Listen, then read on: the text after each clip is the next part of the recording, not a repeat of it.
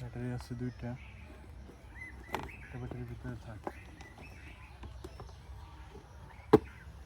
প্রথমে remote set up করলে রিমোটের উপরে অংশ এভাবে টান দিয়ে বের করতে হবে। বের করার পরে এইদিকে কেবল আছে একটা ভিতরে, একটা ডান পাশে একটা, বাম পাশে একটা। বাম পাশেরটা খুলে সামনে আনতে হবে। একটা হচ্ছে ফোনে আর একটা হচ্ছে ইয়ার মধ্যে, রিমোটের মধ্যে। যে ইয়ার ফোনের মধ্যে লাগবে। এই যে ফোনটা এভাবে টান দিয়ে লাগাতে হবে।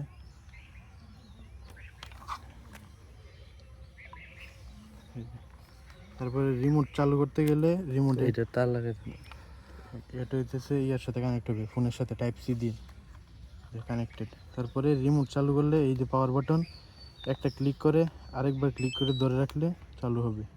চালু করার পরে এদিকে ইয়া করতে হবে, ফোনের লোকেশন চালু করতে হবে অবশ্যই। এই যে লোকেশন আছে, লোকেশন চালু করলাম, একবার ইয়ার মধ্যে ডিজিআই ফ্লাই অ্যাপের মধ্যে ঢুকবে। এই যে ডিজিআই এর অ্যাপ, এই যে ডিজিআই ফ্লাই অ্যাপ ভিতরে ঢোকার পরে এই ড্রোন চালু করলে এখানে অপশন আসবে, ওইটা পরে দেখাইতেছে। এখানে জয়স্টিক আছে রিমোটের, এই যে জয়স্টিক, এটা এভাবে ঘুরে ঘুরে লাগাইতে হবে। দুই দিকে দুইটা আছে, রিমোটের কাজ শেষ। তারপরে আছে ড্রোন।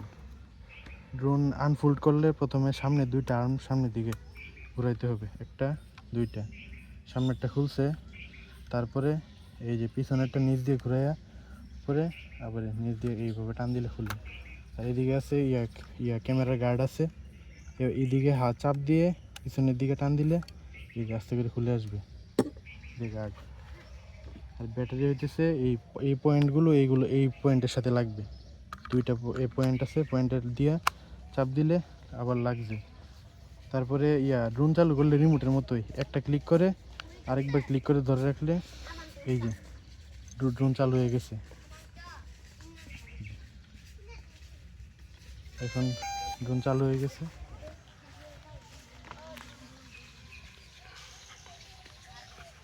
ড্রোনটা চালু করার পরে এই রিমোটের মধ্যে হবে, এখানে গো ফ্লাই অপশন আসবে একটা। ড্রোনটা পুরোপুরিভাবে চালু হোক, তারপরে অপশনটা আসবে।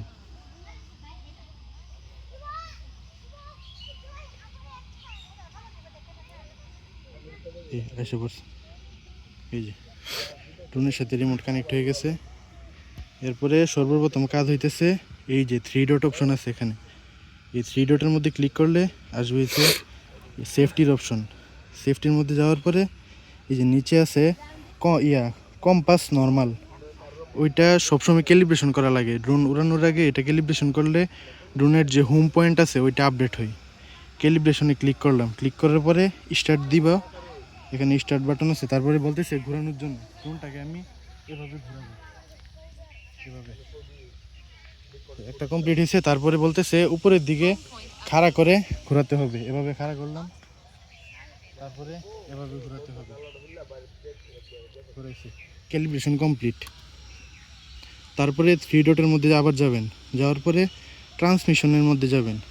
এই যে ট্রান্সমিশনে যাওয়ার পরে এখানে দেখবেন O2 আর ম্যানুয়াল আছে, ম্যানুয়ালের মধ্যে দিবেন আর 2.4 GHz সিলেক্ট করবেন। 2.4 আর ম্যানুয়াল এটা সবসময় দিতে হবে, এটা না দিলে ড্রোন ঠিকমতো ফ্লাই করবে না।